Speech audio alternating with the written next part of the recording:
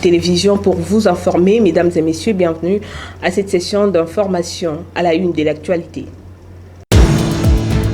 Enfin, la liste définitive de députés nationaux a été publiée par la Cour constitutionnelle qui a invalidé Kandé Tshisekedi encourage la justice à sanctionner les corrupteurs et les corrompus.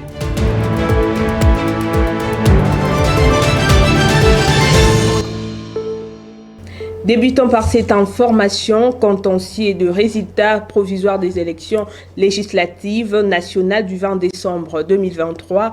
Enfin, la Cour constitutionnelle a rendu ses arrêts mardi dernier dans la soirée sur le 1123 requêtes déposées à la Haute Cour. Seules 89 ont été déclarées recevables et fondées, d'où 2 membres du bureau d'âge de l'Assemblée nationale ont été invalidés.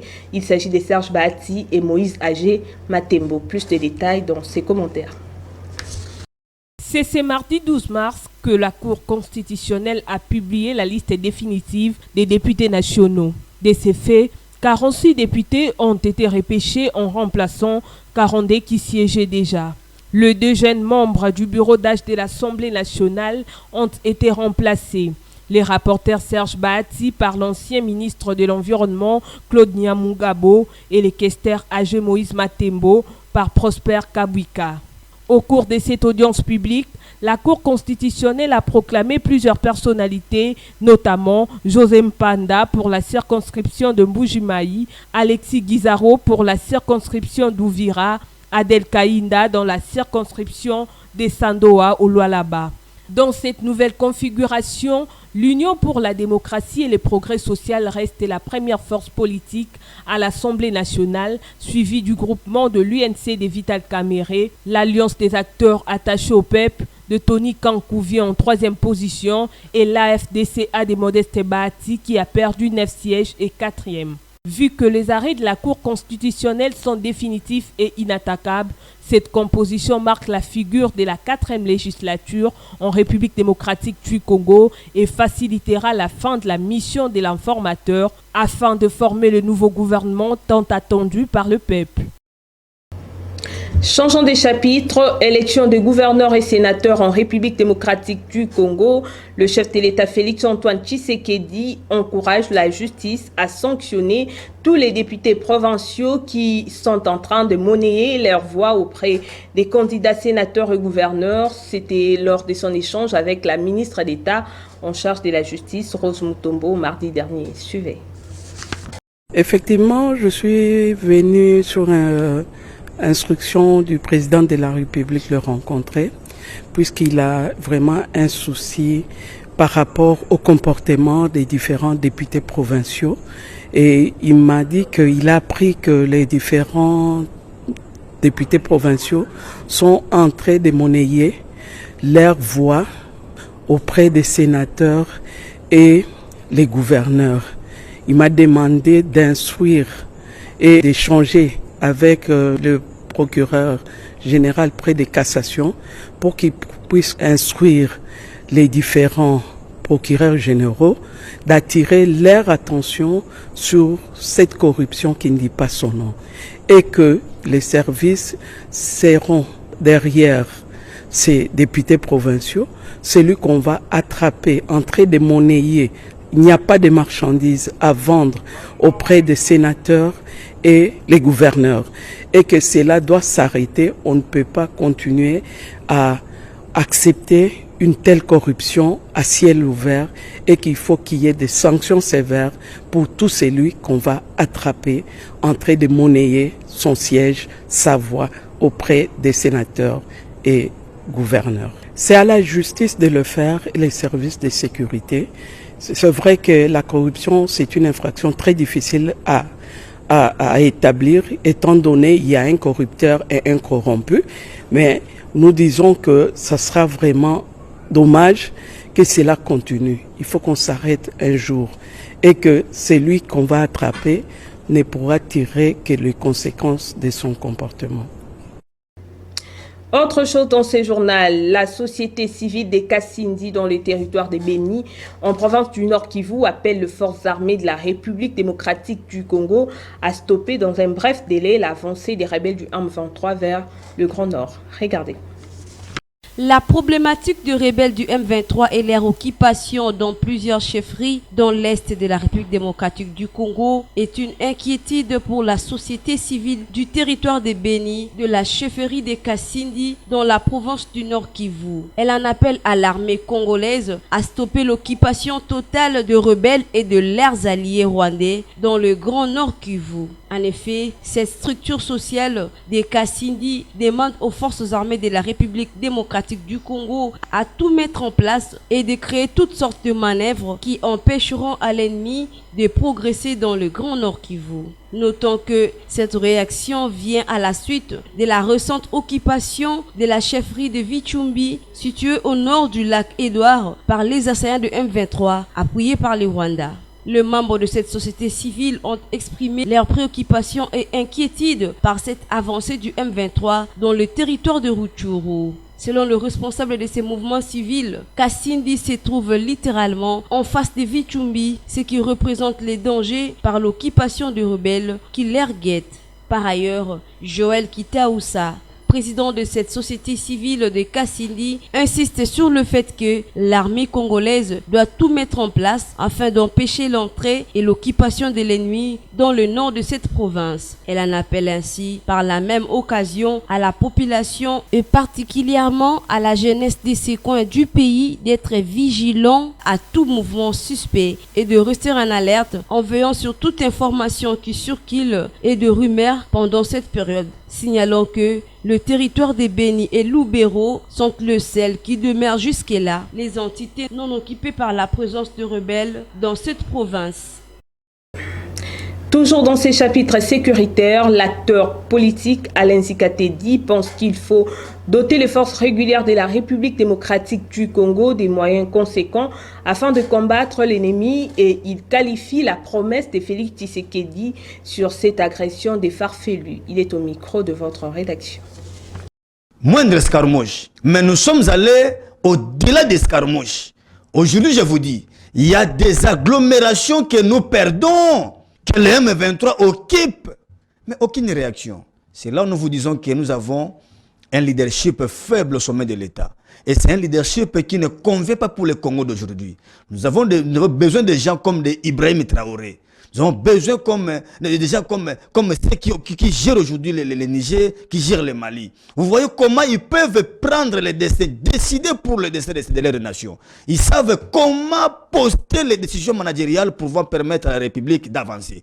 Mais aujourd'hui, M. Tshilombo nous donne l'impression de celui qui a peur même de lui-même. Il a peur même de lui-même. Or, pour sauver cette République, il faut quitter ces stades, de ne plus être poltron pour que vous puissiez arriver rien qu'à faire peur à ceux qui vous combattent. Donc, pour vous dire que, chers amis, l'histoire de moindre escarmouche, c'était vraiment un langage fabuleux. Nous le savions suffisamment que c'était juste pour des trompe-l'œil, c'était juste pour chercher comment récupérer beaucoup plus la confiance de ceux de l'Est. En réalité, c'était vraiment des promesses farfelues et chimériques.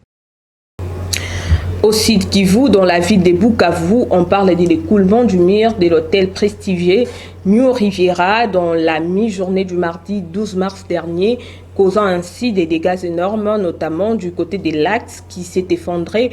Ensuite, les postes de garde, la terrasse et quelques maisons voisines ont été aussi touchés. Suivez. Au Sud Kivu, dans la ville de Bukavu, un écoulement de l'annexe du mur de l'hôtel prestigieux a provoqué des dégâts énormes à la mi-journée du mardi 12 mars dernier. En effet, une partie du mur de l'annexe de cet hôtel, dénommé New Riviera, situé dans l'est de la République démocratique du Congo, s'est écroulé en plein milieu de la journée, tel que rapporté par la société civile de cette ville.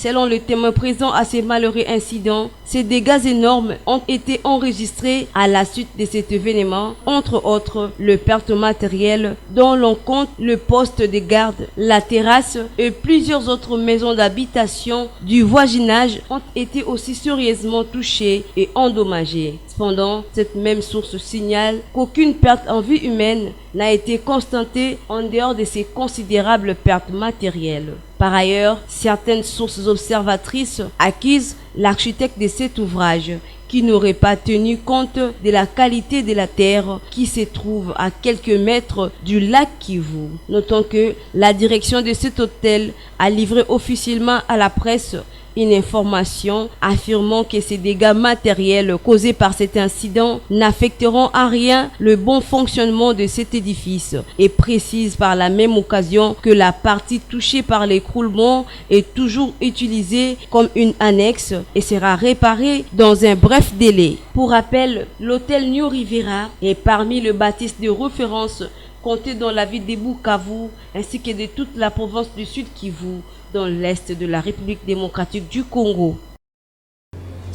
L'Union syndicale du Congo, USC en sigle, a lancé ce mercredi 13 mars 2024 une session de formation syndicale en faveur de permanents, délégués syndicaux et membres de comités des bases des syndicats membres dans le but de les initier aux méandres du monde syndical afin de combler les failles de ces derniers conformément à l'article 267 du Code du travail. Gracien Kiombo. La formation syndicale, lancée par l'Union des syndicats du Congo, démontre un engagement résolu envers le renforcement de capacités des travailleurs. Offrir un éclairage sur les aspects complexes du monde syndical, cette initiative vise, selon le président de l'USC, André Mawisha Lumanisha, à combler les lacunes de membres syndicaux. L'USC est une plateforme qui, à son sein, il y a un département de formation. On s'était dit qu'on ne peut pas laisser les syndicats membres qui sont dans cette plateforme et que nous devons faire quand même un effort de former nos délégués titulaires, le délégué suppléant, le membre du comité de base ainsi que le permanent pour qu'ils soient outillés et qu'ils aient aussi la matière sur le syndicalisme. Donc, voilà. De l'autre côté, le formateur de l'Auguste Assemblée syndicale précise que cette formation vise essentiellement les délégués syndicaux pour une meilleure représentativité. Oui, la formation, selon le programme que l'USC m'a donné, j'ai vu c'est les militants syndicaux. Donc là-dedans, nous avons les permanents syndicaux de l'USC, les délégués syndicaux élus pour les mandats 2023-2026 et les membres du comité de base de l'Union des syndicats du Congo. Ils sont tous formés ensemble pour qu'ils aient tous le même niveau de matière. À l'heure où les travailleurs font face à des défis sans précédent, cette session de formation marque un pas crucial vers l'autonomisation syndicale. En investissant dans le savoir et la compréhension du mécanisme syndicaux, l'USC pave la voie à une action collective plus informée et efficace pour faire face aux enjeux du monde du travail contemporain.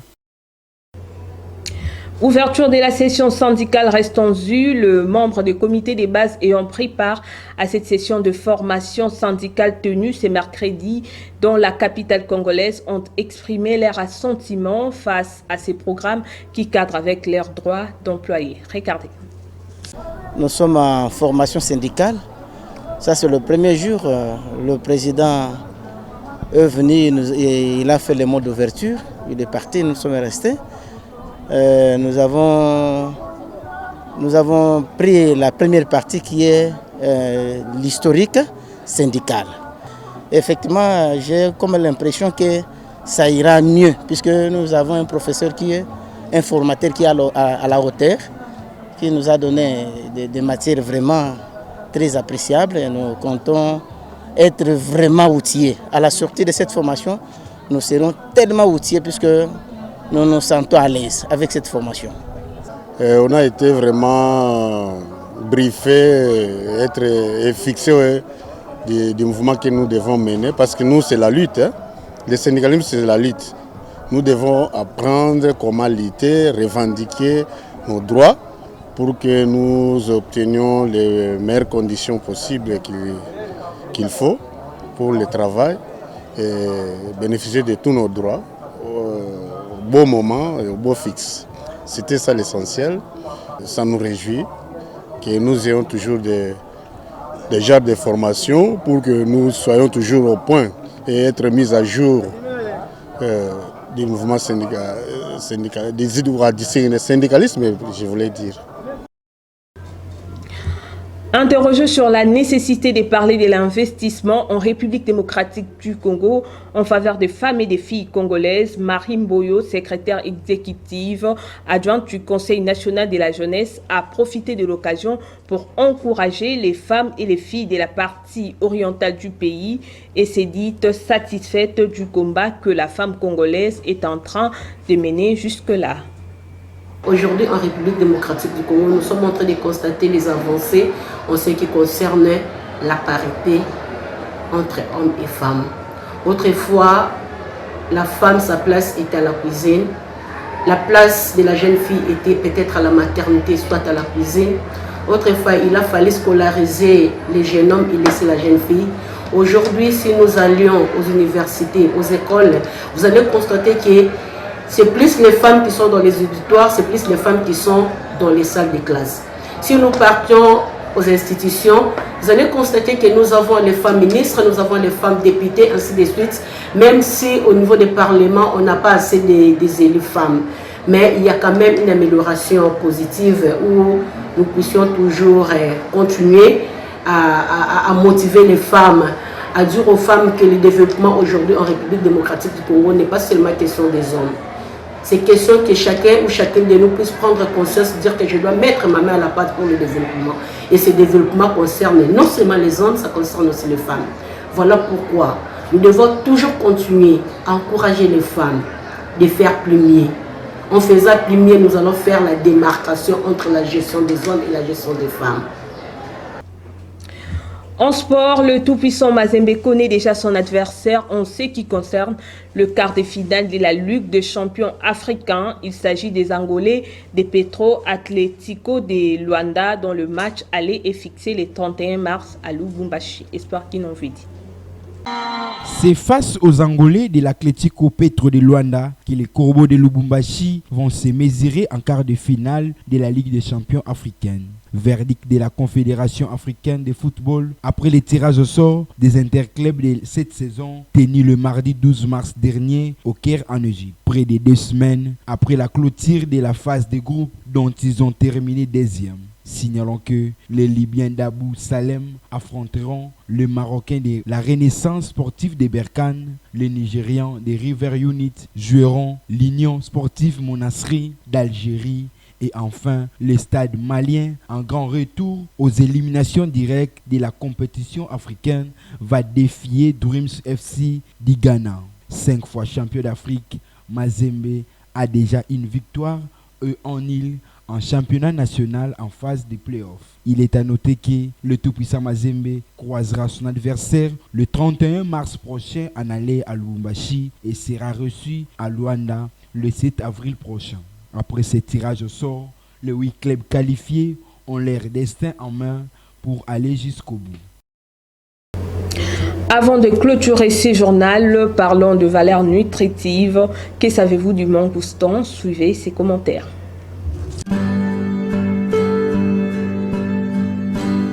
Le mangoustan, appelé le roi de fruits, est un fruit provenant d'Indonésie cultivable dans le sud-est de l'Asie et une partie de l'Afrique. Il est un fruit le plus apprécié grâce à ses bienfaits et à son goût unique. Il a un grand pouvoir antioxydant, ce qui protège contre les attaques par les radicaux libres, le vieillissement et le cancer. Une qualité à noter est que 84 types d'exanctomes ont été retrouvés dans sa composition, qui sont de molécules biologiques actives qui combattent les virus, le champignon, les bactéries et les parasites. Il contient une grande quantité de potassium, valeur fondamentale pour le fonctionnement correct musculaire et les systèmes nerveux. Il est considéré antibactérien, antiviral et simulé. Il augmente la défense et contient la vitamine B12, ce qui améliore le système nerveux et le métabolisme du foie. Le mangoustan a des propriétés anti-inflammatoires, anti-allergiques et anti-tumeurs. Ces fruits est recommandé pour les personnes souffrantes d'hypertension de plus qu'il contribue à élever les niveaux d'énergie dans l'organisme.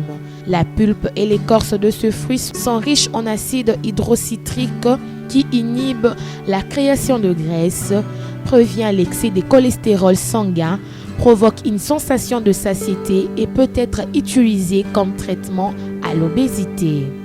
Il réduit le stress, régule le sommeil, élimine les toxines et les gras dans le corps. Le mangoustan, grâce à sa consistance et à son goût sucré, il est parfait pour les enfants, les jeunes, les adultes, les sportives, les femmes enceintes ou les personnes âgées. Bouclons par le bulletin météorologique. Il faut savoir que ce jeudi, le brouillard sera démise.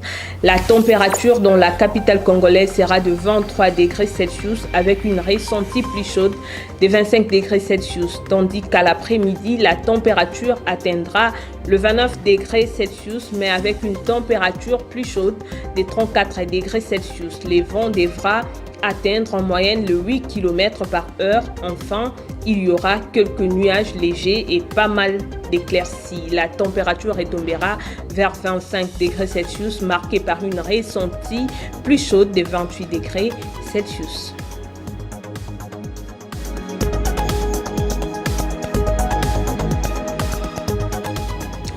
Mesdames et messieurs, ce journal touche à sa fin. Avant de nous quitter, place au rappel des titres. Enfin, la liste définitive de députés nationaux a été publiée par la Cour constitutionnelle qui a invalidé 42. Tshisekedi encourage la justice à sanctionner les corrupteurs et les corrompus.